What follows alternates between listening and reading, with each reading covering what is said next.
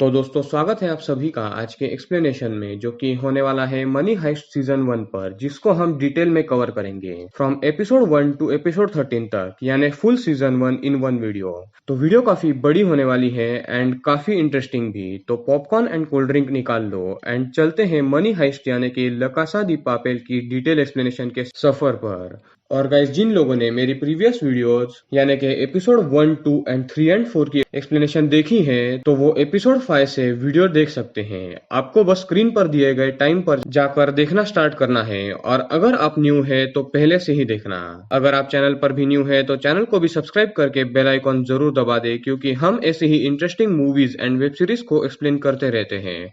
And साथ ही साथ आप मुझे इंस्टाग्राम पर भी फॉलो कर सकते हैं, आपको उसकी लिंक डिस्क्रिप्शन में मिल जाएगी। तो अब बिना देर किए चलते हैं वीडियो की तरफ। वेब सीरीज की शुरुआत में हम एक लड़की को देखते हैं जो कि वांटेड थी और उसने उसके हस्बैंड के साथ करीब 15 से ज्यादा रॉबरीज की थी और उसका हस्बैंड एक रॉबरी के दौरान मारा गया था और तब से ये अंडरग्राउंड थी। वो एक सुबह छुप कर बाहर निकलती है और अपनी माँ को कॉल करती है और कहती है कि वो अब सुधर कर एक चाइनीज शिप पर एज ए कुक काम करने वाली है।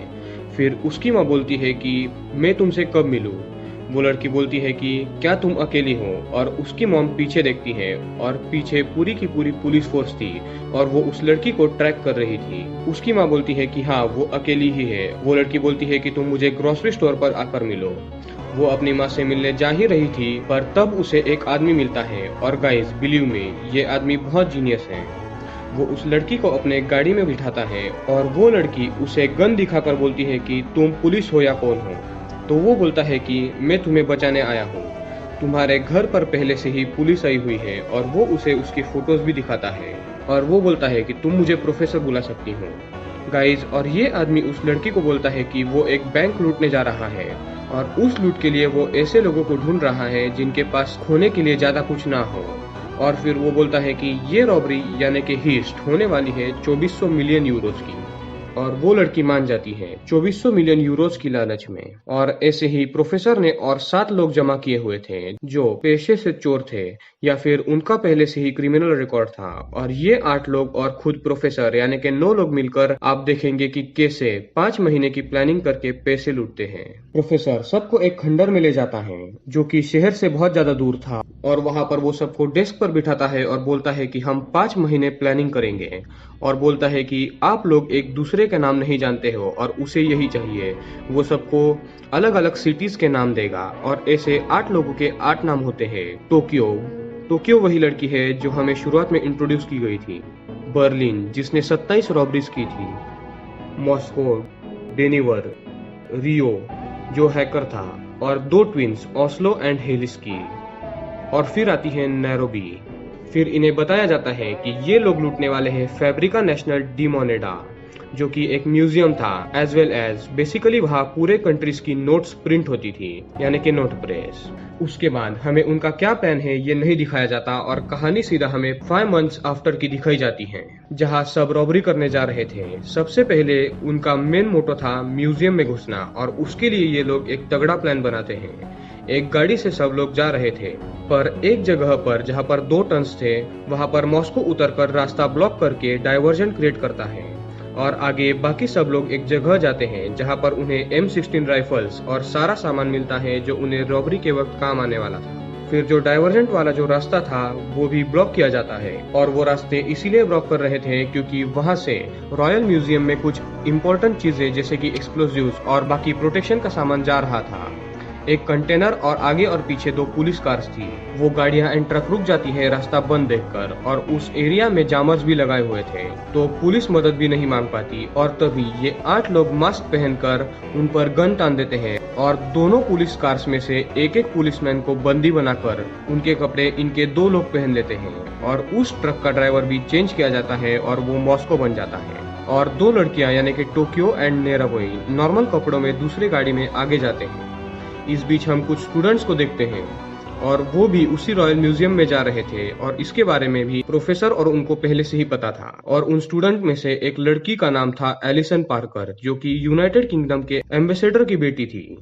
वो म्यूजियम पहुंच जाते हैं एंड टोक्यो एंड नीरोबी सबको इसकी खबर देती हैं। फिर सारे रॉबर्स जो बचे थे, यानी कि 2 तो पुलिस के कार में ओरिजिनल पुलिस के साथ थे और उनके पास गन थी, और बाकी बच्चे कंटेनर्स में छुप गए थे। और फिर वो म्यूजियम के चेक पोस्ट को क्रॉस करते हैं और अंदर जाते ही जितने भी लोग थे उन्हें सबको एक जगह पर ले आते हैं और सारे पुलिस वालों को हाथ पैर बांधकर उन्हें एक रूम में बंद किया जाता है और उनके आंखों पर भी पट्टियां बांधी जाती हैं। फिर रियो सारे कैमरा कंट्रोल अपने हाथ में लेता है कैमरा हैक कर और जितने होस्टेजेस थे यहाँ तक के स्टूडेंट्स भी, उनके आंखों पर भी पट्टियां लगाई जाती हैं। फिर सबके मोबाइल्स लिए जाते हैं उनके मोबाइल के पिन के साथ। बर्लिन सब रॉबर्स का इंचार्ज था और वो अपने शांत स्वभाव यानी कि बात करके लोगों को मैनिपुलेट करने में माहिर था। मॉस्को एंड रियो दोनों मिलकर रॉयल म्यूजियम की जो प्रेस थी उसका लॉकर तोड़ते हैं और बहुत सारा पैसा, लगभग 1 या 2 मिलियन यूरोज बैग में भरते हैं। एंड गाइस, याद रखना ये पैसा ये चुराने नहीं वाले थे, वो सिर्फ एक दिखावा था। ऐसा क्यों, ये आपको आगे पता चल ही जाएगा। सबके फोन सीज करने के बाद और पैसा लेने के बाद रॉबर्स होस्टेजेस को पीछे होने बोलते हैं और खुद ही मेन अलार्म दबा देते हैं और इससे पुलिस वालों को खबर लग जाए, और ऐसा ही होता है। पुलिस वहां से सिर्फ 2 मिनट दूर थी। फिर सारे रॉबर्स को बताया गया था कि पुलिस वालों को चोट नहीं पहुंचानी है, सिर्फ ऐसा करना है कि जो तुमने पैसे लिए हैं उसे बाहर रखना है और पुलिस के आसपास उन्हें बिना चोट पहुंचाए गोलियां चलानी है, और झूठ मूठ के तुम डर कर अंदर भाग कर आए हो ऐसा उन्हें प्रिटेंड करना है। इससे ये होगा कि पुलिस को लगेगा कि रॉबर्स का प्लान फेल हो गया है, पर नहीं, असल में मेन प्लान बाद में स्टार्ट होने वाला था। सब लोग प्रोफेसर के इंस्ट्रक्शन वैसे के वैसे फॉलो करते हैं, पर होता यह है कि रियो के सर के साइड से पुलिस की एक गोली छूकर निकल जाती है और वो थोड़ी देर के लिए बेहोश हो जाता है और गुस्से में टोक्यो पुलिस वालों को गोली मारती है और उन्हें जख्मी कर देती है। हालांकि ये प्लान में नहीं था, बट वो लोग पैसे बाहर छोड़कर बैंक में भाग आते हैं और रियो भी ठीक हो जाता है।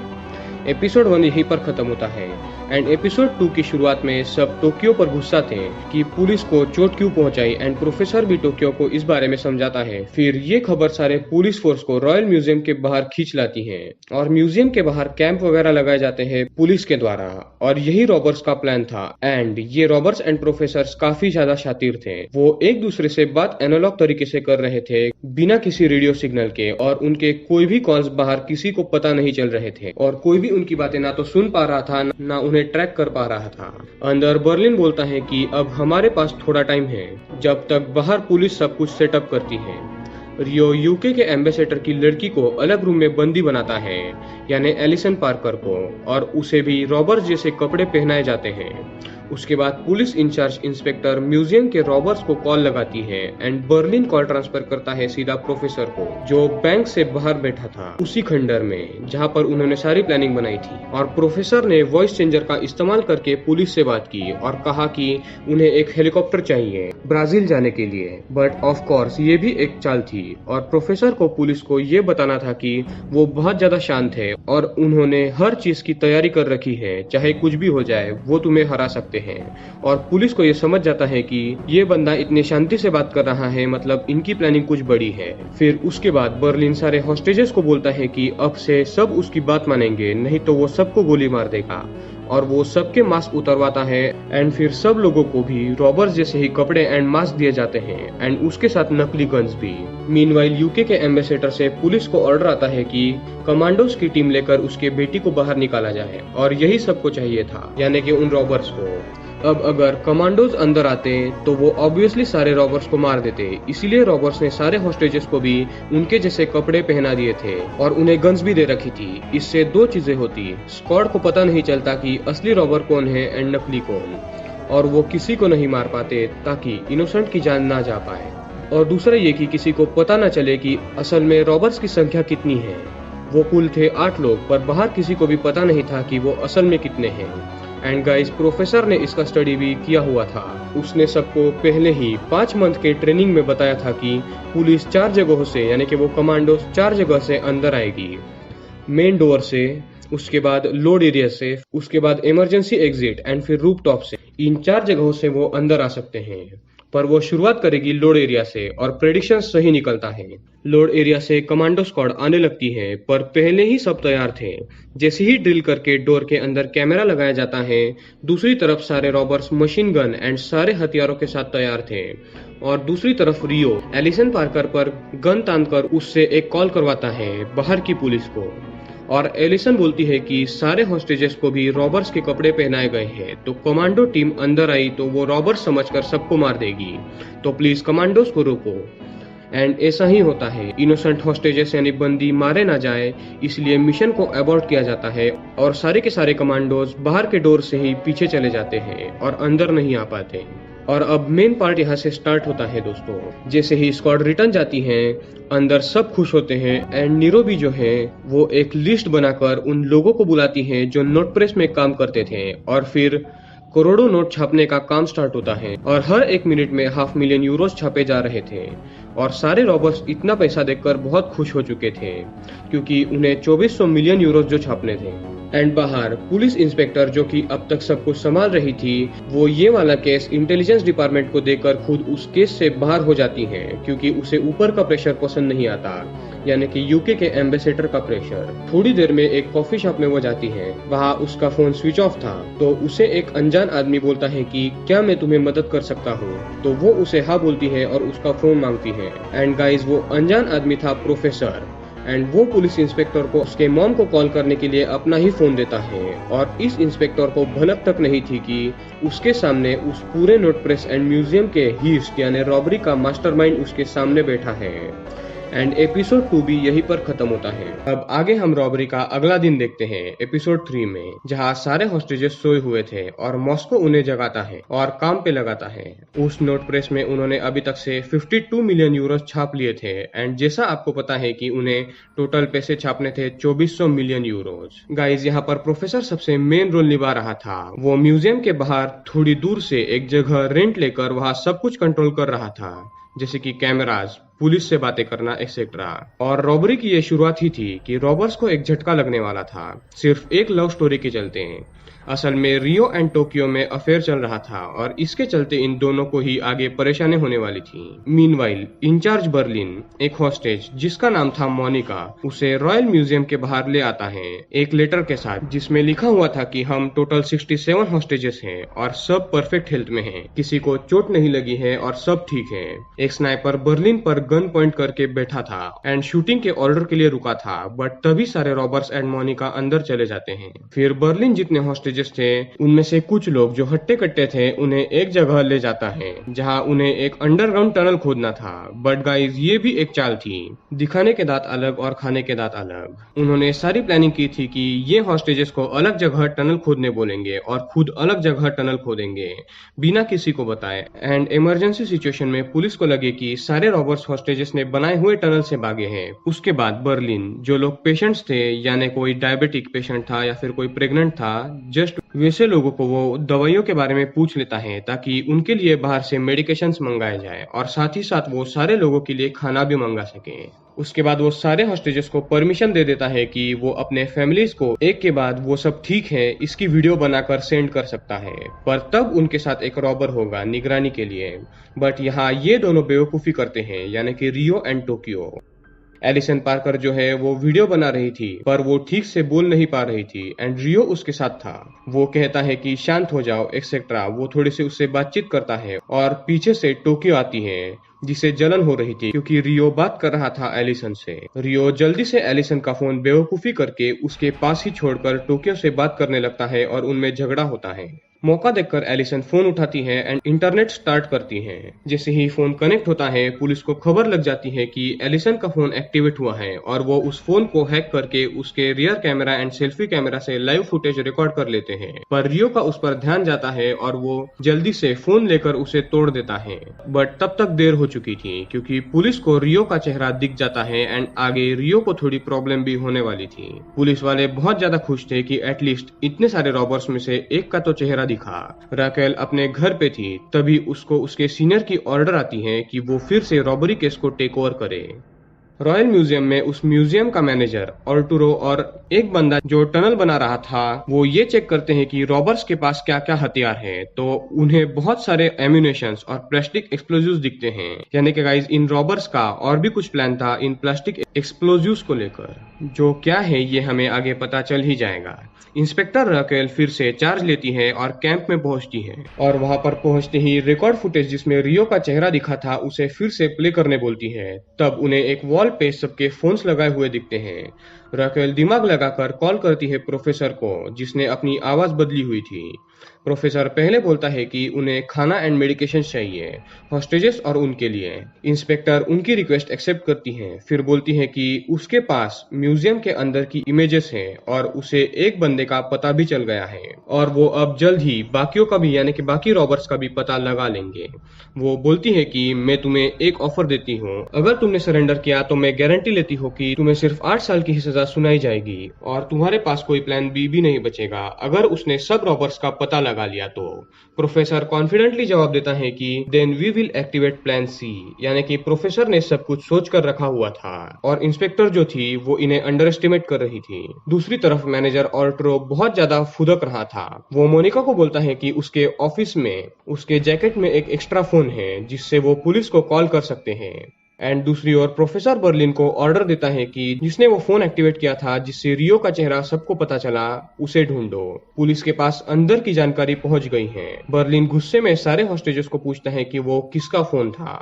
कोई आगे नहीं आता तो बर्लिन बूढ़े आदमी के कपड़े सबके सामने उतरवाता है, पर रहम खाकर रियो खुद ही बर्लिन को बताता है कि एलिसन ने फोन एक्टिवेट किया था और तब उसका ध्यान नहीं था। बर्लिन गुस्से में आकर हेलसिंकी एंड ओस्लो को ऑर्डर देता है कि रियो को सबक सिखाओ ताकि आगे से ऐसी गलती ना हो पाए और ये दोनों रियो को बेरहमी से पीटते हैं। बाहर पुलिस को रियो का बायोडेटा मिल जाता है और वो उसके पूरे बायोडेटा को ऑन एयर सब न्यूज चैनल में दे देते हैं और फिर रॉबर्ट्स ने डिमांड की हुई चीजें अंदर ले जाई जाती हैं और सामान मिलते ही रॉयल म्यूजियम के दरवाजे फिर से बंद हो जाते हैं। मोनिका जो एक हॉस्टेज थी वो आर्टुरो के जैकेट से फोन ले लेती है और उसे छुपा देती है। इंस्पेक्टर लंच ब्रेक में फिर से बार में जाती है एंड वहां फिर से प्रोफेसर आ जाता है। एंड गाइस बिलीव में मुझे यहाँ पर लगा था कि सब कुछ खत्म हो गया क्योंकि इंस्पेक्टर और वो थोड़ी बातें करते हैं और तब इंस्पेक्टर को एक कॉल आती है जिसमें उसे बोला जाता है कि 2 लोग आइडेंटिफाई हो चुके हैं और उसके व्हाट्सएप पे 2 इमेज आती हैं। प्रोफेसर उन इमेजेस को देखने की कोशिश करता है और इंस्पेक्टर गुस्से में उसे पकड़कर अरेस्ट करती है और पूछती है कि कहाँ है वो। प्रोफेसर को लगता है कि वो पकड़ा गया, बट इंस्पेक्टर बोलती है कि रिकॉर्डर कहाँ है और तुम कौन से न्यूज चैनल से हो जो मुझे हर बार फॉलो कर रहे हो। पर जैसे तैसे अपनी आइडेंटिटी सैल्वा बताकर और बार के मैनेजर की मदद से वो अपने आप को छुड़ाता है। इंस्पेक्टर गुस्से में वहां से चली जाती है। रॉयल म्यूजियम में मोनिका ने मेडिकेशन में एक एबॉर्शन पिल मांगी थी क्योंकि वो आर्टुरो के बच्चे की मां बनने वाली थी, पर ये शादीशुदा था और फिर भी उसका अफेयर मोनिका से था। डेनिवर उसे पिल लेता है पर उसे एबॉर्शन न करने की सलाह भी देता है। तभी बर्लिन वहां आता है और मोनिका को वहां से जाने बोलता है। जैसे ही मोनिका जाने लगती है उसके छुपाए हुए फोन में एक मैसेज आ जाता है। मैसेज की साउंड बर्लिन एंड डेनिवर सुन लेते हैं। बर्लिन उससे फोन ले लेता है और डेनिवर को ऑर्डर देता है कि मोनिका को मार डालो।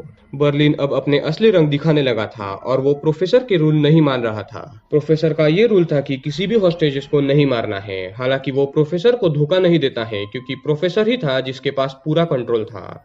डेनिवर मोनिका को बाथरूम में ले जाकर एक गोली मारता है पर दूसरी जगह पर, और वो उसे नहीं लगती है क्योंकि वो मोनिका को मारना नहीं चाहता था। तो मोनिका बोलती है कि उसे उसके थाई पर मारो ताकि बहुत सारा खून निकले एंड बर्लिन को लगे कि वो मारी गई और फिर वो एक बड़े से लॉकर में छुप जाएगी। डेनिवर ऐसा ही करता है एंड बर्लिन को लगता है कि मोनिका मर गई। दूसरी तरफ टोक्यो देखती है कि रियो बहुत ज्यादा जख्मी है। गुस्से में वो 3 कैमरास तोड़ देती है गोली मारकर और प्रोफेसर को वार्निंग देती है कि अगर फिर से बर्लिन ने या फिर किसी और ने रियो को छुआ तो वो उसे भी गोली मार देगी। पर प्रोफेसर एक ही बात बोलता है कि तुम दोनों की तस्वीरें पूरे वर्ल्ड में सर्कुलेट हो गई हैं यानी रियो एंड टोक्यो की, एंड तुमने हमारे एस्केप प्लान को चौपट कर दिया है। और प्रोफेसर टेंशन में आ जाता है। पुलिस ने टोक्यो को भी ऐसे ढूंढा था कि उन्होंने रॉयल म्यूजियम की पुरानी फुटेजेस चेक की जिसमें रियो एंड टोक्यो आए हुए थे उस म्यूजियम को देखने, और तब इनके चेहरे कैमरा में कैद हुए थे। इंस्पेक्टर प्रोफेसर को फोन करके सरेंडर करने बोलती है, तो प्रोफेसर काफी होशियारी से जवाब देता है और बोलता है कि बचपन में चोर पुलिस के खेल में क्या कभी तुमने किसी भी ऐसे बच्चे को देखा है जिसने खुद से पुलिस को सरेंडर किया हो। पुलिस का काम होता है कि वो चोरों को पकड़ कर दिखाए। तभी प्रोफेसर के फोन पर एक कॉल आता है और वो कॉल था इंस्पेक्टर की मॉम का। आपको याद ही होगा कि इंस्पेक्टर ने प्रोफेसर के फोन से कॉल किया था उसकी मॉम को शुरुआत में, तो उसकी मॉम उसी नंबर पे कॉल बैक करती है एक इमरजेंसी होने के चलते, क्योंकि इंस्पेक्टर का फोन नहीं लग रहा था। तो प्रोफेसर बोलता है कि वो इंस्पेक्टर को फोन दे देगा, और इसी बहाने प्रोफेसर खुद इंस्पेक्टर को फोन देने म्यूजियम के बाहर पहुंचता है और उस पुलिस कैंप के अंदर जाकर इंस्पेक्टर को फोन देता है और वहां क्या चल रहा है ये भी देख लेता है। इंस्पेक्टर रैक्वेल इमरजेंसी में प्रोफेसर का फोन ले जाती है और फिर वो दोनों उसी बार में मिलते हैं जहां शुरुआत में मिले थे। इंस्पेक्टर प्रोफेसर को फोन रिटर्न देती है और उसका हाथ अपने हाथ में लेती है। यानी गाइस देख रहे हो, प्रोफेसर काफी ज्यादा चालबाज है। डायरेक्ट इंस्पेक्टर को ही लगभग उसने पटा लिया था, एंड आगे तो वो डेट पर भी जाएंगे, बट गाइस ये आगे के एपिसोड्स में होगा। फिलहाल हम अब इस एपिसोड्स की बात करते हैं। रॉयल म्यूजियम के अंदर बर्लिन सारे रॉबर्स को ये बताता है कि मोनिका को डेनिवर ने उसके ऑर्डर देने की वजह से मारा है, और डेनिवर का पिता मॉस्को ये सुनकर सुन पड़ जाता है क्योंकि उसके बेटे ने एक खून किया था। वो बाथरूम में जाता है तो डेनिवर सारा खून साफ कर रहा था। ये देखकर मॉस्को को पैनिक अटैक आता है और वो गिर पड़ता है जमीन पर, और असल में डेनिवर ने ऐसा नहीं किया था और ये बात आपको पता ही है। मॉस्को बिना कुछ सोचे समझे सरेंडर करने के लिए रॉयल म्यूजियम के डोर खोल देता है, पर डेनिवर वहां आकर उसका मुंह छुपाता है। पुलिस बाहर से इनके चेहरे नहीं देख पाती एंड डोर फिर से लगा दिए जाते हैं। अगर मॉस्को सरेंडर कर देता तो इनका सारा प्लान चौपट हो जाता था। डेनिवर मॉस्को को ये भी बोलता है कि उसने मोनिका को नहीं मारा, वो अब भी जिंदा है, और ये बात बर्लिन को मत बताना। फिर डेनिवर अपने पिता को खुली हवा मिले इसके लिए सारे हॉस्टेजेस को मास्क पहनाता है और नकली गन लेकर हॉस्टेजेस और मॉस्को के साथ म्यूजियम के टेरेस पर जाता है जहां वो दोनों मोनिका के बारे में बात कर रहे थे। तो मोनिका का नाम सुनकर ऑल्ट्रो गुस्से में आकर मॉस्को एंड डेनिवर से झगड़ने लगता है। मॉस्को की नजर स्नाइपर्स पर पड़ती है और वो सबको नीचे बैठने को बोलता है ताकि स्नाइपर्स को लगे कि वो हॉस्टेजेस हैं। ऑल्ट्रो अकेला ही स्नाइपर को पीठ दिखाकर खड़ा था और स्नाइपर एंड पुलिस को लगता है कि वो ही रॉबर है क्योंकि बाकी सब नीचे बैठे थे। इंस्पेक्टर उसे मारने का ऑर्डर देती है एंड स्नाइपर ऑल्ट्रो को रॉबर समझकर गोली मार देता है और ऑल्ट्रो गिर जाता है। और जैसे ही उसका मास्क हटता है पुलिस को अपनी गलती का एहसास होता है कि उन्होंने एक हॉस्टेज को मारा। तो यहाँ पर एपिसोड 4 खत्म होता है।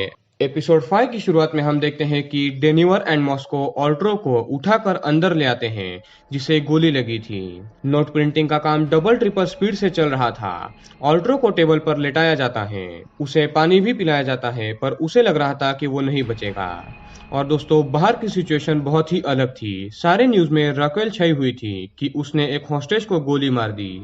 ऑल्ट्रो इतना जख्मी था कि उसे लग रहा था कि वो नहीं बचेगा, पर प्रोफेसर इतना होशियार था कि उसने इसके बारे में भी पहले से ही सोचकर सारे रॉबर्स को मेडिकल ट्रीटमेंट कैसे करते हैं ये भी सिखाया हुआ था।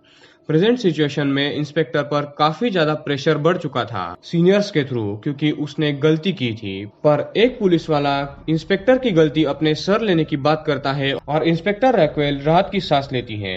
फिर वो प्रोफेसर को कॉल लगाती है एंड गाइस ये एपिसोड काफी ज्यादा इंटरेस्टिंग एंड ट्विस्ट देने वाला है। प्रोफेसर उल्टा इंस्पेक्टर को बोलता है कि एक हॉस्टेज को क्यों मारा। इंस्पेक्टर बोलती है कि एम्बुलेंस रेडी है, जख्मी हॉस्टेज यानी ऑल्ट्रो को बाहर आने दो, पर प्रोफेसर मना कर देता है। पर वो इस बात से सहमत हो जाता है कि मेडिकल टीम रॉयल म्यूजियम में आए ऑल्ट्रो को बचाने के लिए और कहता है कि 2 सर्जन एंड 1 नर्स को अंदर भेजा जाए। मेडिकल टीम को बुलाया जाता है रॉयल म्यूजियम के अंदर। डेनिवर मॉस्को यानी अपने पिता को मोनिका के पास ले जाता है, पर वो उस जगह पर नहीं थी, पर वो काफी बीमार थी क्योंकि पैर में गोली लगने के कारण उसके पैर में इन्फेक्शन हो गया था और वो वॉशरूम में थी। फिर दोनों बात कर रहे थे और मॉस्को पूछता है कि उसे बस छुपा देते, उसे गोली क्यों मारी। तो डेनिवर बोलता है कि बर्लिन को शक हो जाता और वो पूछता कि खून कहाँ है। बाहर एक तगड़ी प्लानिंग की जाती है पुलिस के द्वारा और इंस्पेक्टर का खास दोस्त जो भी पुलिस है उसका नाम होता है एंजल, उसे सर्जन के साथ भेजने की तैयारी की जाती है एज ए नर्स, ताकि ये अंदर क्या चल रहा है इसका एग्जैक्ट पता लगाया जा सके। एंड दूसरा ये कि ये पुलिस वाला उसके टीम के साथ सेम टू सेम रॉबर्स के कपड़े पहनकर उस रॉयल म्यूजियम में एक जगह थी जो कि काफी छोटी थी और वो एक एसी डक्ट था, उसके थ्रू अंदर जाए और रॉबर्स एंड हॉस्टेज जिनके सेम कपड़े एंड मास्क है उनमें शामिल हो जाए और सबको बचा ले। पर इन लोगों ने कुछ कच्ची गोलियां नहीं खेली थी। अब इनकी प्लानिंग देखकर तो आप भी दंग रह जाओगे। दो doctor and assistant inspector angel अंदर जाता है ऑल्ट्रो के इलाज के लिए और वो भी एक नर्स बनकर, और उसे ऐसा लगता है कि उसे कोई पहचान नहीं पाएगा, पर मास्टरमाइंड बाहर बैठे थे। डॉक्टर्स एंड एंजल अंदर आते हैं और बर्लिन जो है वो हॉस्टेजेस को आगे गन लेकर खड़ा करता है और खुद पीछे खड़ा होता है। सबको लगता है कि यही रॉबर्स है। फिर बाहर से प्रोफेसर इंस्पेक्टर एंजल को पहचान लेता है एंड बर्लिन को कॉल करके उसके बारे में बोल देता है और बर्लिन को उसने पहले ही बताया था कि ऐसे सिचुएशन में क्या करना है। प्रोफेसर बर्लिन को ये भी बोलता है कि अब जो समय है ये सबसे इम्पोर्टेंट है। बर्लिन ओके करके फोन रख देता है। फिर हमें पास्ट दिखाया जाता है जिसमें प्रोफेसर सबको बता रहा था कि जब पुलिस वालों को लगे कि अब वो अंदर है एंड जीत सकते हैं, हमें एक ट्रिक लगानी है।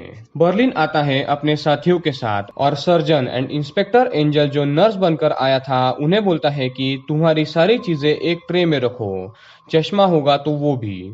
और फिर छुपके से ओज़लो एंजल के चश्मे में एकदम सफाई से एक माइक्रोफोन लगा देता है और तब तक बर्लिन ने सर्जन एंड रूबियो को बातों में उलझाए रखा था और वो माइक्रोफोन सीधा कनेक्टेड था प्रोफेसर से, और ये तो पहली ट्रिक थी। अब प्रोफेसर को ये भी पता था कि पुलिस टीम सेम रॉबर के मास्क एंड कपड़े पहनकर हॉस्टेजेस में घुसने वाले हैं, और प्रोफेसर बहुत खुश था क्योंकि उसको फुल गारंटी थी कि वो पुलिस वाले अंदर नहीं आ सकते क्योंकि इनकी ट्रिक काफी कमाल की थी।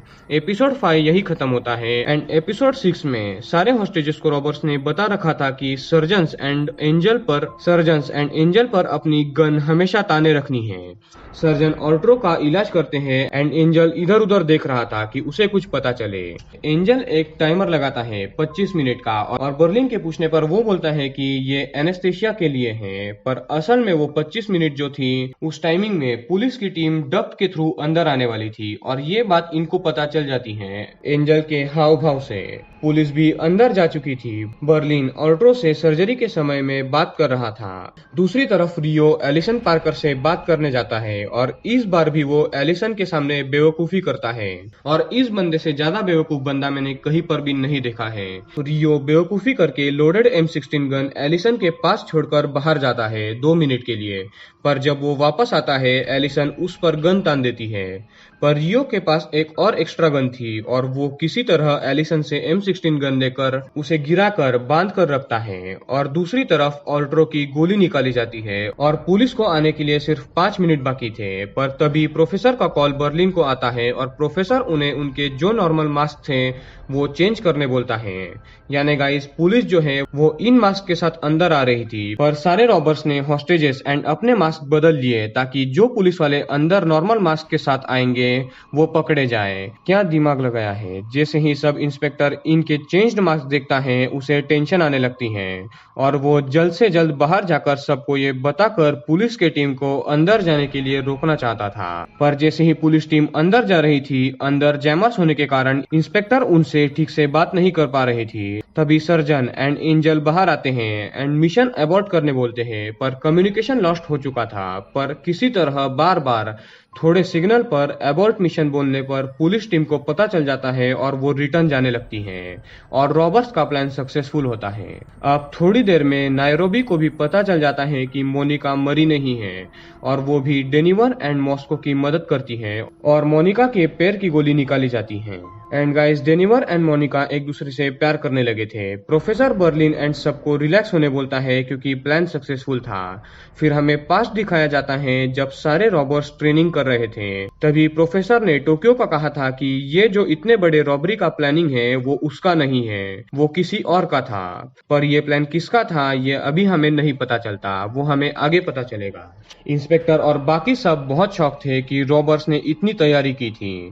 पुलिस की सारी बातें अब प्रोफेसर सुन रहा था क्योंकि सब इंस्पेक्टर एंजल के चश्मे में रॉबर्ट्स ने एक माइक्रोफोन लगाया था। इंस्पेक्टर एक ट्रिक निकालती है, वो ये बोलती है कि रॉबर्ट्स ने प्लानिंग तो की है पर वो प्लानिंग के लिए रॉयल म्यूजियम जरूर आए होंगे और वो दो लोगों को ढूंढ चुके थे, रियो एंड टोक्यो को। पर और कोई ऐसा आया हो जिस पर शक हो या फिर कोई क्लू मिले, इसलिए पुलिस इंस्पेक्टर बोलती है कि सीसीटीवी फुटेज फिर से चेक करो। सारे पुलिस वाले अब ब्रेक लेते हैं क्योंकि रॉबर्ट्स एंड हॉस्टेजेस तो आराम से रात को सो जाते थे पर पुलिस वाले 30 घंटे से नहीं सोए थे। उसी रात को हमें पता चलता है कि बर्लिन को किसी तरह की बीमारी है जिसकी वजह से उसके हाथ कांपते हैं, पर वो बीमारी क्या है ये हमें आगे पता चलेगा। और अब तक रॉबर्ट्स ने 172 मिलियन यूरो छाप लिए थे 33 घंटों में। तभी रॉयल म्यूजियम में एक टीवी था और सब लोग उस टीवी को देखने का सोचते हैं, पर प्रोफेसर ने टीवी लगाने से मना किया था, पर फिर भी कोई उसकी बात नहीं सुनता। शुरुआत में न्यूज में तो सब लोग यानी कि कई कॉमन पीपल इन रॉबर्स की तारीफ कर रहे थे और उन्हें largest heist in the history of the world का किताब मिला था। पर तभी रियो जो है, जिसकी आइडेंटिटी सब वर्ल्ड में फैल गई थी, तो जाहिर सी बात है कि रियो के माँ बाप भी ये देख लेते हैं और वो काफी परेशान थे और रियो को वापस आने बोल रहे थे। और इसीलिए प्रोफेसर ने टीवी लगाने से मना किया था क्योंकि उस टीवी के थ्रू कोई एक भी मैनिपुलेट हो जाता तो रॉबरी फंस सकती थी। पर रियो थोड़ा सा उदास था पर वो बाहर नहीं जाता है।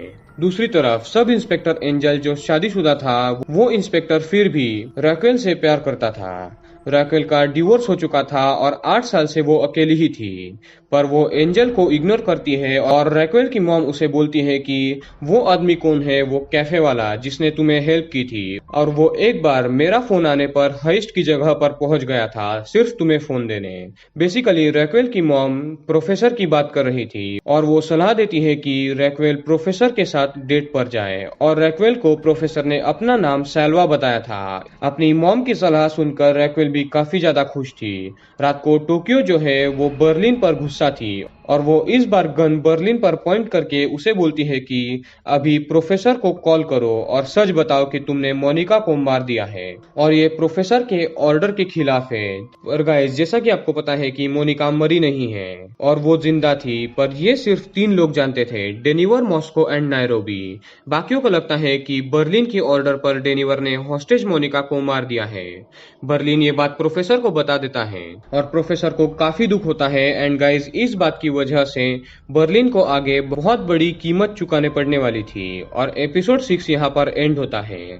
एपिसोड 7 की शुरुआत में इंस्पेक्टर को सुबह सुबह कॉल आता है कि उन्हें सीसीटीवी फुटेज में कुछ मिला है रॉयल म्यूजियम के बाहर। पुलिस सीसीटीवी चेक कर रहे थे, तब रियो एंड टोक्यो ने एक कार लाई हुई थी और उस कार की चाबी जो है उसे लेते वक्त की फुटेज पुलिस को मिल जाती है। तो रैकेल उस चाबी से पता करवाती है कि वो कितनी पुरानी कार है और वो कार थी 1989 से 1996 के बीच की और उस कार से कार के मालिक की जानकारी और उसके साथ कार पर फिंगरप्रिंट भी मिल सकते थे और इंस्पेक्टर उस कार को ढूंढने की ऑर्डर देती है। और ये सब बातें प्रोफेसर सुन रहा था और वो टेंशन में आ जाता है क्योंकि उसने हेलसिंकी को वो कार डिस्ट्रॉय करने दी थी, पर उसने वो कार डिस्ट्रॉय करने दी या नहीं ये फोन करके कंफर्म करता है। पर हेलसिंकी बोलता है कि उसने वो कार बस जंकयार्ड में छोड़ दी थी और उस कार को डिस्ट्रॉय करने के लिए जो 1000 यूरो मुझे दिए थे वो मैंने रख लिए, ऐसा हेलसिंकी बोलता है। तो ये भी एक बेवकूफ था जिसने 1000 यूरो के लिए एक कार को डिस्ट्रॉय नहीं किया जिस पर सबके फिंगरप्रिंट थे। और प्रोफेसर उसे बहुत डांटता है कि तुम्हें 2400 मिलियन मिलने वाले थे पर फिर भी तुमने 1000 यूरो के लिए इतनी गिरी हुई हरकत की, और वो फोन रख देता है। प्रोफेसर जल्दी से खुद ही उस जंकयार्ड जाने के लिए निकलता है ताकि वो कार के ऊपर के फिंगरप्रिंट्स मिटा सके। पर तभी इंस्पेक्टर का कॉल प्रोफेसर को आता है और वो 8 होस्टेजेस को छोड़ने की बात करती है, पर प्रोफेसर उसे टालकर सबूत मिटाने निकलता है। वो उस जंकयार्ड में कूदकर घुसता है और उस गाड़ी को ढूंढता है, पर तभी उस जंकयार्ड का मैनेजर वहां आता है और प्रोफेसर उसे देखकर एक रैंडम कार में छुपता है। वो मैनेजर एक क्रेन से उस गाड़ी को उठाकर डिस्ट्रॉय करने लगता है और उसे पता होता है कि उस कार में प्रोफेसर है। थोड़ी देर बाद वो प्रोफेसर को नीचे उतारता है और उसके पीछे अपना कुत्ता लगा देता है।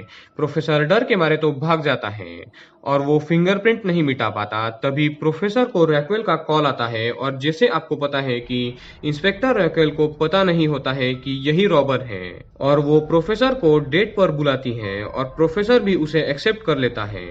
प्रोफेसर अपने बेस पर आता है और पुलिस को डिस्ट्रैक्ट करने के लिए झूठ मूठ का उन्हें बोलता है कि वो 8 हॉस्टेजेस को छोड़ देगा पर एलिसन पार्कर को नहीं, वो सबसे मेन है। और प्रोफेसर एक ऑफर इंस्पेक्टर को देता है कि वो एक तो अकेले एलिसन को जाने देगा या फिर 8 हॉस्टेजेस को। और एलिसन यूके के एम्बेसडर की लड़की थी तो सारे लोग इंस्पेक्टर को एलिसन का नाम लेने बोलते हैं और प्रेशर में इंस्पेक्टर एलिसन को छोड़ने की बात करती है और यही प्रोफेसर को चाहिए था। प्रोफेसर तुरंत उन दोनों की रिकॉर्डिंग यानी इंस्पेक्टर और उसकी रिकॉर्डिंग मीडिया में पब्लिश कर देता है कि देखो कैसे इंस्पेक्टर सिर्फ एक हाई प्रोफाइल आदमी के बेटी को बचाने के लिए 8 हॉस्टेजेस को मरने दे रही है। और ये सुनकर सारे मीडिया एंड पब्लिक में इंस्पेक्टर की इमेज और भी डाउन हो जाती है और इस बीच प्रोफेसर को समय मिल जाता है कि वो सबूत मिटाने जाए उस कार से और वो इस बार पूरी तैयारी के साथ जाता है। पर तभी वहां इंस्पेक्टर रैक्वेल एंड पूरी टीम वहां आती है पर जल्दी से पूरे मेडिकल किट जैसे कि स्पिरिट वगैरह का इस्तेमाल करके प्रोफेसर पूरे गाड़ी पर के फिंगरप्रिंट्स क्लीन करता है। एंड गाइस तभी वो बर्लिन को पनिशमेंट देता है कि उसने मोनिका को मारा और इसलिए प्रोफेसर बर्लिन के एक रेयर जैकेट के बटन को जानबूझकर छोड़ता है ताकि बर्लिन के बारे में पूरे दुनिया को पता लग सके क्योंकि उस बटन पर बर्लिन के फिंगरप्रिंट्स थे। और तभी इंस्पेक्टर वहां आती है और वो देखती है कि गाड़ी अभी अभी किसी ने क्लीन की है तो कोई तो रॉबर्स के साथ मिला हुआ है और वो बाहर है और वो यही कहीं होगा। इंस्पेक्टर उसे ढूंढने की ऑर्डर देती है। प्रोफेसर एक गाड़ी में बैठकर एक भिखारी का गेटअप करके पूरा सड़ा हुआ चेहरा और एक रास्ते के कुत्ते को लेकर जाने लगता है पर तभी एक पुलिस वाला उसे पकड़कर पूछताछ करता है। पर प्रोफेसर जिसका गेटअप चेंज था वो पुलिस वाले को ऐसा दिखाता है कि वो पागल है और प्रोफेसर अपने आप को बचाने के लिए वो करता है जो काम आता है। प्रोफेसर उस पुलिस वाले के सामने अपनी ही पैंट में टॉयलेट कर देता है और पुलिस वाला उसे नाक बंद करके जाने देता है। पर पुलिस को भी उस कार से बर्लिन के जैकेट का बटन मिल जाता है और इंस्पेक्टर को किसी तरह ये भी पता चल जाता है कि वो भिखारी नहीं कोई और था और वो उसे देखने जाती है पर प्रोफेसर गायब हो चुका था।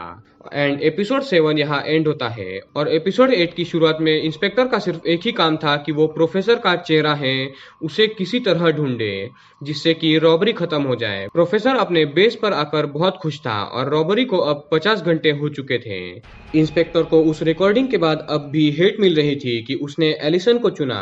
जाहिर सी बात है प्रोफेसर किसी भी हॉस्टेज को छोड़ने नहीं वाला था पर उसने बस इंस्पेक्टर रैक्वेल को फंसा दिया। फिर हम रॉबर्स का पास्ट देखते हैं ट्रेनिंग पीरियड वाला जिसमें प्रोफेसर को पूछा जाता है कि हम बाहर कैसे निकलेंगे तो प्रोफेसर बोलता है कि एक टनल से और वो पूरा एग्जिट प्लान सबको बताता है कि असल में क्या करना होगा। वो बोलता है कि तुम लोग जब अंदर जाओगे तो तुम कुछ हॉस्टेजेस को मिलकर एक टनल डिग करने को बोलोगे और तुम खुद दूसरी जगह पर टनल डिग करोगे सीक्रेटली और उसके बारे में किसी को भी पता नहीं चलना चाहिए और उस टनल को पुलिस भी नहीं ढूंढ पाएगी और वो एक सीवेज लाइन के 85 फुट दूर से निकलेगा और वहां से सब लोग बाहर निकल जाएंगे और मॉस्को एक वॉल्ट में टनल खोदना स्टार्ट करेगा। वॉल्ट का बेस जो है वो स्टील का है उसे खोदेगा। एंड गाइस प्रोफेसर ने 5 साल पहले ही एक और नीचे से टनल खोद रखा था। रॉबर्ट्स को बस इतना करना था कि वो वॉल्ट के थ्रू उस रेडी टनल तक पहुंचे और उसके लिए मॉस्को को 10 दिन लगने वाले थे।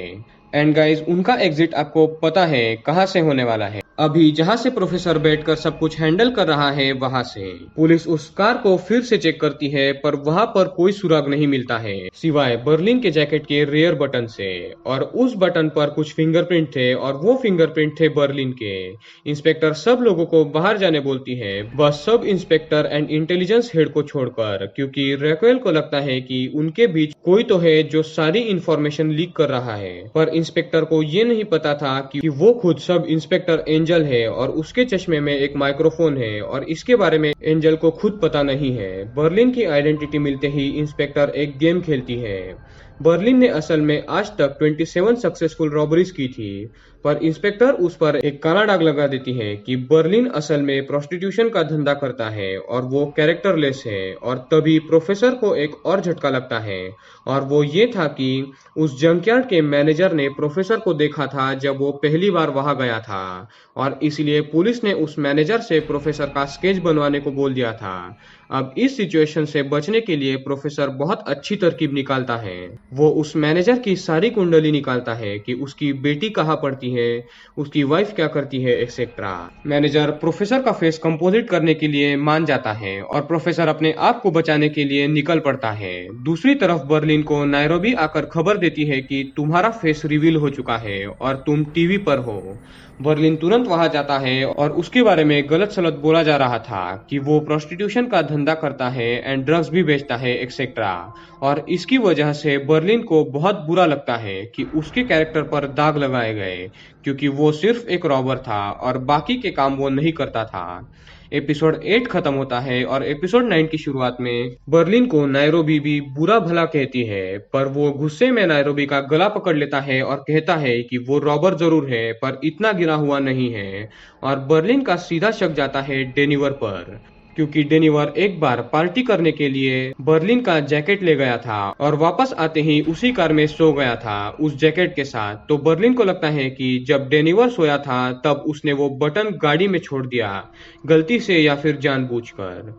दूसरी तरफ मोनिका एंड डेनिवर का थोड़ा सा झगड़ा होता है और वो एक दूसरे से प्यार करने लगे थे। एंड गाइस, प्रोफेसर तो बाहर बहुत ज्यादा परेशानी में था, क्योंकि उस जंकयार्ड के मैनेजर ने प्रोफेसर का फेस कंपोजिट करना स्टार्ट कर दिया था। प्रोफेसर को एक जगह रास्ते पर एक पुलिस की गाड़ी दिखाई देती है और यहाँ प्रोफेसर काफी अच्छा दिमाग लगाता है।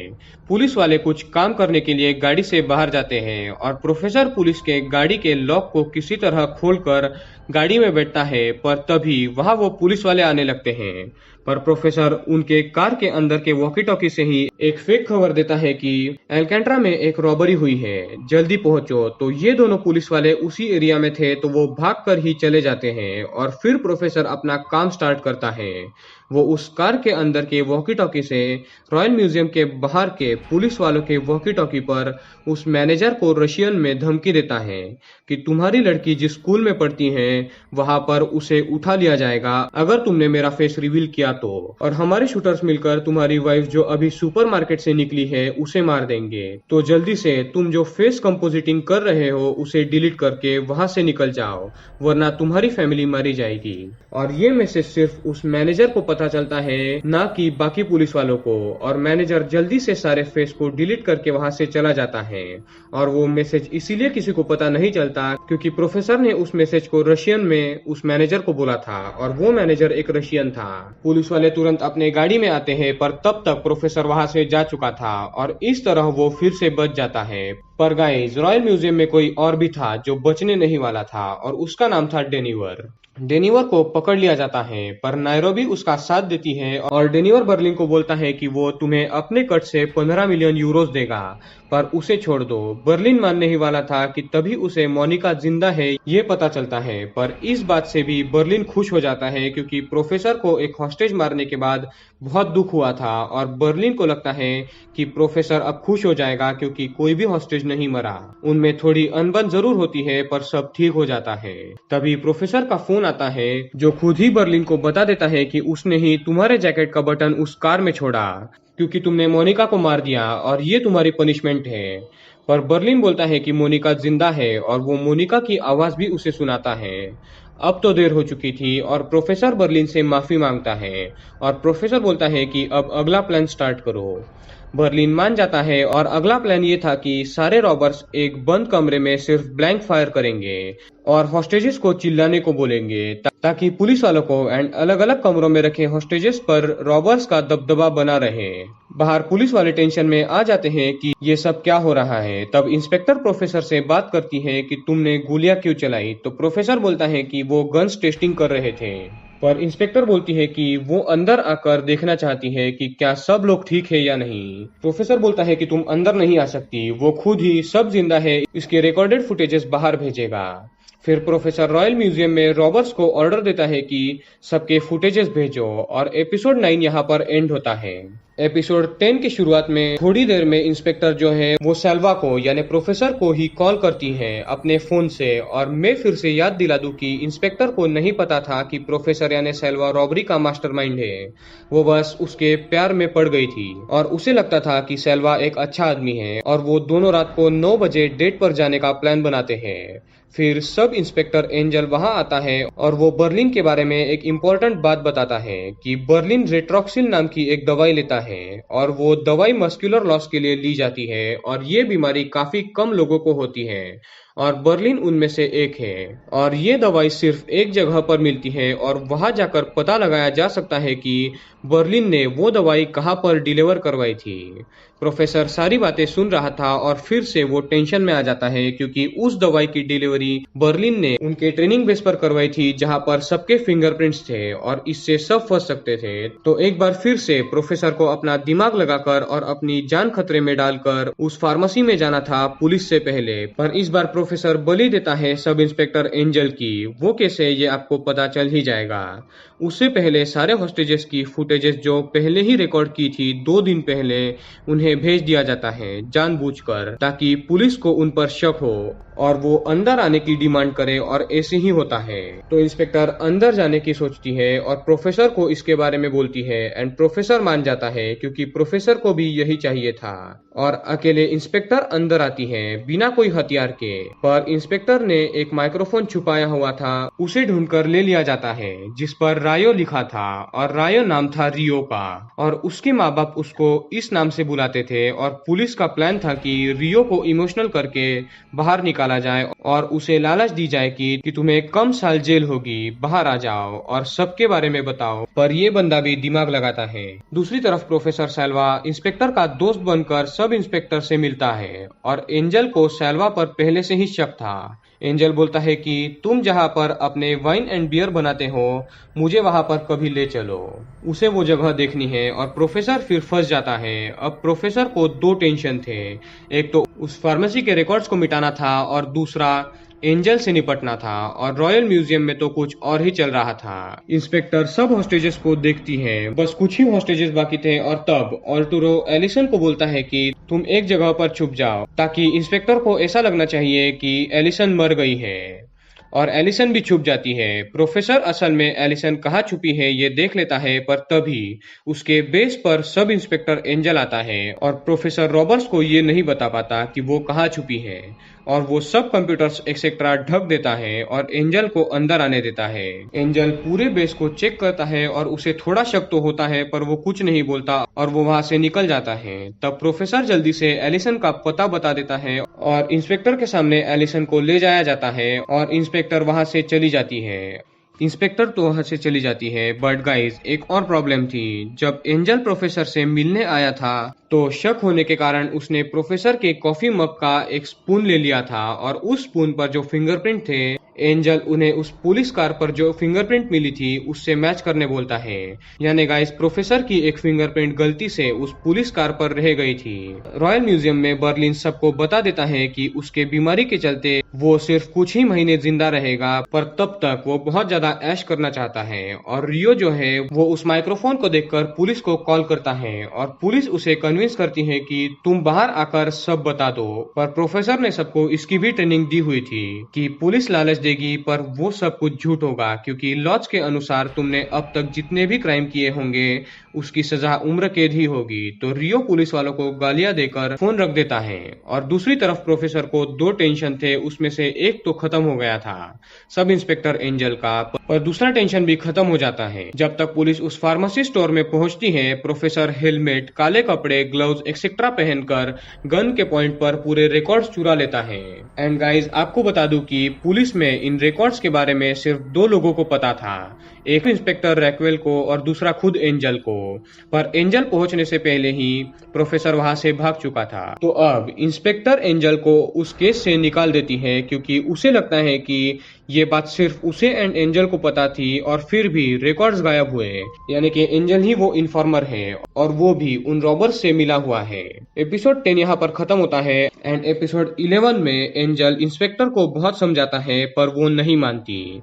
एंजल ये भी बोलता है कि तुम सेल्वा पर क्यों शक नहीं करती।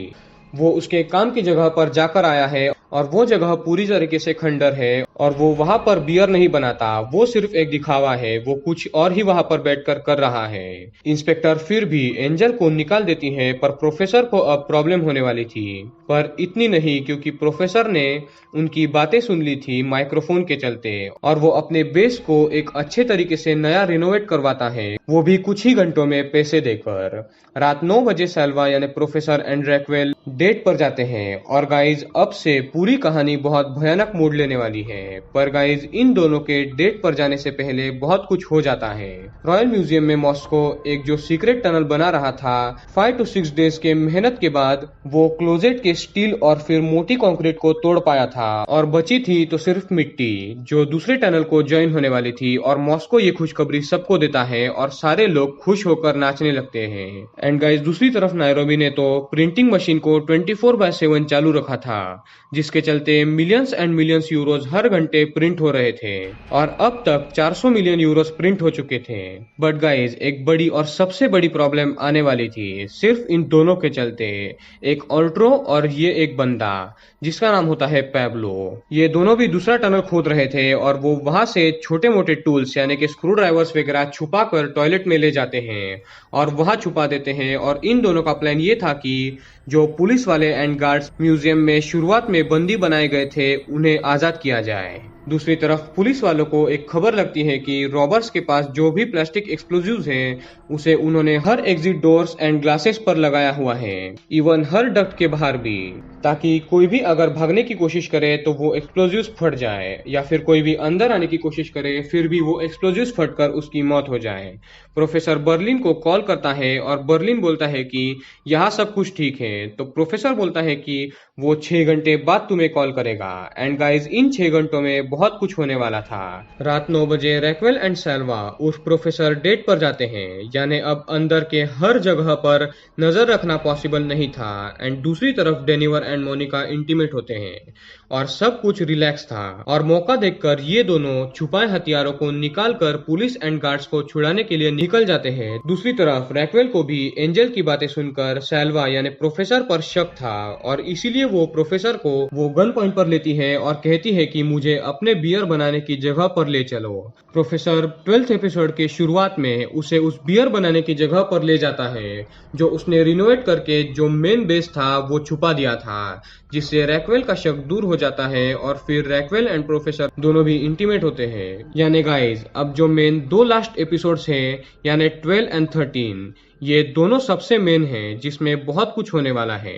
एपिसोड 12 में ही एंजल जो है उसे पता चलता है कि सैल्वा यानी प्रोफेसर के घर से चम्मच पर के फिंगरप्रिंट्स एंड पुलिस के गाड़ी के फिंगरप्रिंट मैच करते हैं। एंजल दारू पीकर गाड़ी चला रहा था और वो रैक्वेल के मॉम के फोन पर सारे सबूत के वॉइसमेल भेजता है, और तभी एंजल का एक्सीडेंट हो जाता है। दूसरी तरफ रैक्वेल एंड प्रोफेसर मजे में थे, और तब रॉयल म्यूजियम में ये बंदे सारे के सारे पुलिस एंड गार्ड्स को छुड़ा लेते हैं, और इसकी खबर ऑल्ट्रो देता है डेनिवर को, क्योंकि उनमें लड़ाई हुई थी मोनिका को लेकर। और डेनिवर ऑल्ट्रो को बोलता है कि मैं तुम्हें जान से ना मारूं, उसका मुझे सिर्फ तुम एक रीजन बताओ। और तब ऑल्ट्रो बोलता है कि मुझे जान से मत मारो, मैं तुम्हें सबसे मेन बात बताता हूँ कि सारे पुलिस एंड गार्ड्स को एक बंदा छुड़ा कर वो सब भागने वाले हैं। एंड जब तक डेनिवर बर्लिन और सबको ये खबर दे पाता, तब तक देर हो चुकी थी। सारे गार्ड्स ओस्लो के सर पर मारकर एग्जिट डोर पर लगे हुए प्लास्टिक एक्सप्लोजिव्स को फोड़ देते हैं, और जिसकी वजह से दरवाजा भी टूट जाता है, और सारे गार्ड्स एंड ये बंदा बाहर भाग जाते हैं कुछ स्टूडेंट्स के साथ, और पुलिस उन्हें प्रोटेक्शन देकर बाहर ले आती है। प्रोफेसर अपना काम खत्म करके कैमरास देखता है, तो उसे अंदाजा हो जाता है कि प्लान फंस सकता है, और इसीलिए वो फोन लगाता है बर्लिन को। पर बर्लिन एंड बाकी सब जो दरवाजा टूटा था उसे जोड़ने में लगे थे, पर पुलिस बाहर लगातार फायर कर रही थी, तो सब रॉबर्स पुलिस पर काउंटर फायर करने लगते हैं। एंड टोक्यो तो मशीन गन ले आती है और सारी गोलियां पुलिस पर चलाने लगती हैं। सारे पुलिस वाले छुप जाते हैं, एंड तब सब रॉबर्स मौका देखकर मिलकर डोर बंद करके उसे सील कर देते हैं, और प्रोफेसर राहत की सांस लेता है। इंस्पेक्टर एंड पुलिस टीम को एक और बुरी खबर मिलती है कि एंजल का एक्सीडेंट हुआ है और उसकी कंडीशन नाजुक है। एंड गाइज इसी मुठभेड़ के साथ एपिसोड 12 भी एंड होता है, जिसमें सिर्फ एक्शन था। एंड गाइज अब बाकी था एपिसोड 13, जो कि मनी हाइस्ट सीजन 1 का लास्ट एपिसोड है। रॉयल म्यूजियम में ओज़लो को गार्ड के चलते सर पर मारने से काफी ज्यादा चोट आई थी और उसका ब्रेन डैमेज हो चुका था, जिसके चलते हेलसिंकी बहुत गुस्सा था। डेनिवर बोलता है कि उसको इस एस्केप के बारे में ऑल्ट्रो ने बोला था और तब उसे सच्चाई पता चली। हेलसिंकी ओज़लो को इस हालत में देखकर बहुत रोता है और एस्केप के बारे में सुनते ही बाकी बचे हॉस्टेजेस विद्रोह कर देते हैं, पर गन पॉइंट से उन्हें शांत किया जाता है। तब हमें फिर से पुराना ट्रेनिंग पीरियड दिखाया जाता है, जिसमें प्रोफेसर ने इसके बारे में भी सोच रखा था और सबको कहा कि अगर कुछ हॉस्टेजेस भाग जाएं तो बाकी बचे हॉस्टेजेस जो हैं वो इतनी देर दूसरे के कंट्रोल में रहने की वजह से माइंड डिफेंस सिस्टम के चलते विद्रोह करेंगे और ये इंसानी फितरत है और उस इंसानी फितरत को एक चीज से अपनी तरफ किया जा सकता है, पैसों का लालच देकर। और फिर वो प्लान एक्टिवेट होता है। सारे हॉस्टेजेस को पैसे या फिर फ्रीडम चूज करने का ऑप्शन पूछा जाता है। जो हॉस्टेजेस पैसे चूज करते हैं उन्हें 7 काम करने बोला जाता है और जो फ्रीडम चुनते हैं उन्हें कैद कर दिया जाता है। जाहिर सी बात है उन्हें तो ये छोड़ने कतई नहीं वाले थे। और बाहर जो हॉस्टेजेस निकल गए थे वो बाकी रॉबर्स की आइडेंटिटी रिवील कर देते हैं और ये भी बोलते हैं कि वो इन लोगों से टनल खुदवा रहे थे। उनके पास कई सारी गन्स है और उनके पास क्या क्या सामान है ये सब हॉस्टेजेस पुलिस को बताते हैं। पर जैसे आपको पता है कि रॉबर्स एक दूसरे सीक्रेट टनल से भागने वाले थे और उस टनल का एंड पॉइंट था वो बेस जहां पर अभी प्रोफेसर बैठा हुआ है और दूसरा एंड पॉइंट था वो खंडर जहां सारे लोगों ने 5 महीने प्रैक्टिस की थी। दूसरी तरफ एंजल ने सेल्वा यानी प्रोफेसर के खिलाफ जो सबूत मिले थे वो वॉइसमेल के थ्रू रैक्वेल के मॉम को भेजे थे, पर इंस्पेक्टर की मॉम भुलक्कड़ थी तो उसने उन मैसेजेस को एक कागज पर लिख कर रखा था। फिर वो उन मैसेजेस को इंस्पेक्टर को बताने के लिए इंस्पेक्टर को कॉल करती है, पर इंस्पेक्टर का फोन बंद था। तो लकीली इंस्पेक्टर की मॉम कॉल करती है सेल्वा को यानी प्रोफेसर को और उसे याद नहीं होता है कि प्रोफेसर का नाम सेल्वा है। प्रोफेसर को ये पता लगता है कि एंजल ने उसकी मॉम को सबूत के वॉइसमेल भेजे हैं, तो प्रोफेसर पहुंच जाता है रैक्वेल के घर पर। वो रैक्वेल की मॉम को जहर देकर मारने ही वाला था, पर वो ऐसा नहीं करता है और सफाई से सारे वॉइसमेल डिलीट करता है और जो कागज थे उन्हें भी ले लेता है। तभी घर पर रैक्वेल आती है। फिर वो थोड़ी बातें करते हैं, पर तभी रैक्वेल को एक आइडिया आता है और वो अपने टीम को ऑर्डर देती है कि इतने सारे रॉबर्स ने ट्रेनिंग कहीं ना कहीं तो की होगी किसी सुनसान जगह पर, तो उस जगह को ढूंढो। और थोड़ी ही देर में उस जगह का पता भी चल जाता है और वो वही जगह थी जहां पर इन लोगों ने ट्रेनिंग की थी। प्रोफेसर बहुत ज्यादा टेंशन में आता है और गरीबी में आटा गिला ये कि रैक्वेल बोलती है कि क्या तुम गाड़ी ड्राइव कर सकते हो, और वो प्रोफेसर को ही ड्राइवर बनाकर उस जगह ले जाती है जहां सब ने ट्रेनिंग की थी और वहां प्रोफेसर से लेकर हर एक रॉबर के फिंगरप्रिंट वहां पर थे और साथ ही साथ रॉबर्स ने जो खाया पिया था उसके सलाइवा के भी सैंपल्स इन लोगों को मिल जाते हैं। एक और बात ये कि वहीं से एक टनल था और उस टनल का दूसरा छोर सीधा बैंक में खुलता था। एंड गाइज, हम प्रोफेसर को टेंशन में उस जगह के बाहर गाड़ी में बैठा हुआ देखते हैं और फिर एपिसोड 13 यहीं पर एंड होता है इसी सस्पेंस के साथ कि क्या प्रोफेसर पकड़ा जाएगा या नहीं। बट गाइस डोंट वरी, इसका जवाब हमें इस सीरीज यानी कि मनी हाइस्ट के सीजन 2 में मिलेगा और इस सीरीज के कुल 4 सीजन हैं गाइस। यानी अब आपको अंदाजा हो गया होगा कि अभी तो प्रोफेसर पकड़ा नहीं जाएगा और वो अब एस्केप के लिए क्या दिमाग लगाता है और क्या ये रॉबर्स मिलकर 2400 मिलियन यूरोज लेकर भाग पाएंगे या नहीं। ये जानने के लिए हम अगली बार कुछ ही दिनों में एक्सप्लेन करेंगे सीजन 2 ऑफ मनी हाइस्ट यानी ला कासा दी पापेल सीजन 2। तो चैनल को सब्सक्राइब करके बेल आइकन जरूर दबा के रखना। अब अगली कुछ वीडियोस तो मूवी एक्सप्लेनेशंस पर ही आएंगी, पर जल्द ही मैं सीजन 2 को भी एक्सप्लेन करने की कोशिश करूंगा। तो इसी के साथ हम ये लंबी और बड़ी एक्सप्लेनेशन को खत्म करते हैं और एक सस्पेंस को बरकरार रखते हैं कि क्या प्रोफेसर एंड में पकड़ा जाएगा या नहीं। गाइज, इतनी लंबी वीडियो बनाने में मुझे काफी ज्यादा मेहनत भी लगी है, तो प्लीज वीडियो को लाइक करके चैनल को सब्सक्राइब करें एंड मुझे इंस्टाग्राम पर भी फॉलो जरूर करें। तो मिलते हैं अगली वीडियो में।